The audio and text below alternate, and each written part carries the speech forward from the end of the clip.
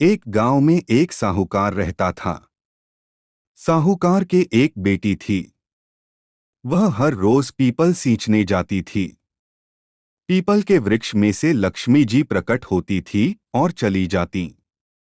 एक दिन लक्ष्मी जी ने साहूकार की बेटी से कहा, तू मेरी सहेली बन जा।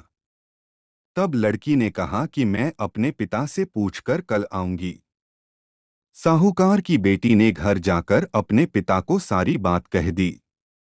तब उसके पिताजी बोले, वह तो लक्ष्मी जी हैं। अपने को और क्या चाहिए, तू लक्ष्मी जी की सहेली बन जा। दूसरे दिन वह लड़की फिर गई। तब लक्ष्मी जी पीपल के पेड़ से निकलकर आई और कहा, सहेली बन जा। तो लड़की ने कहा, बन जाऊंगी, और दोनों सहेली बन गई। लक्ष्मी जी ने उसको खाने का न्योता दिया। घर आकर लड़की ने माँ बाप को कहा कि मेरी सहेली ने मुझे खाने का न्योता दिया है। तब बाप ने कहा कि सहेली के जीमने जाइयों पर घर को संभाल कर जाना।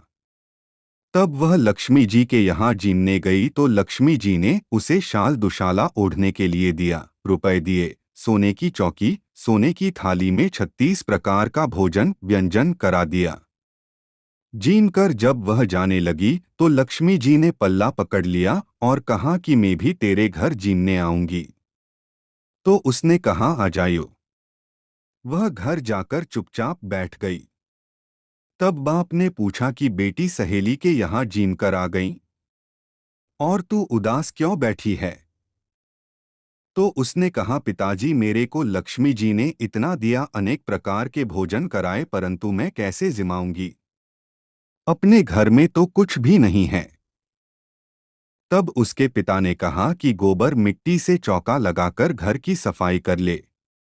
4 मुख वाला दिया जलाकर लक्ष्मी जी का नाम लेकर रसोई में बैठ जाना। लड़की सफाई करके लड्डू लेकर बैठ गई। उसी समय एक रानी नहा रही थी।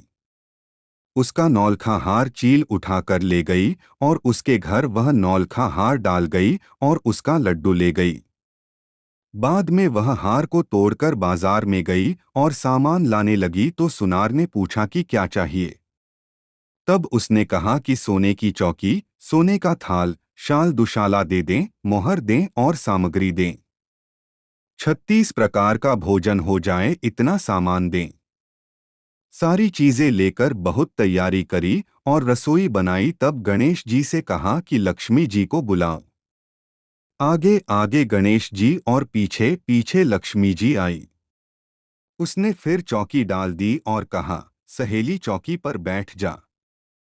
जब लक्ष्मी जी ने कहा सहेली चौकी पर, तो राजा रानी के भी नहीं बैठी, किसी के भी नहीं बैठी। तो उसने कहा कि मेरे यहाँ तो बैठना पड़ेगा। फिर लक्ष्मी जी चौकी पर बैठ गई। तब उसने बहुत खातिर की। जैसे लक्ष्मी ने करी थी वैसे ही उसने करी।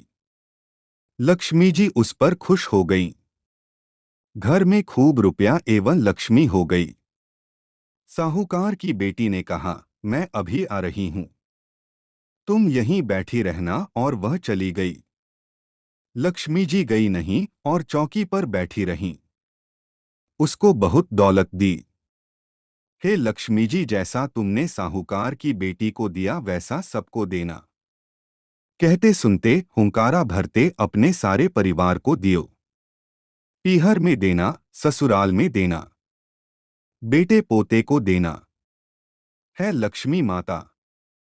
सबका कष्ट दूर करना, दरिद्रता दूर करना, सबकी मनोकामना पूर्ण करना।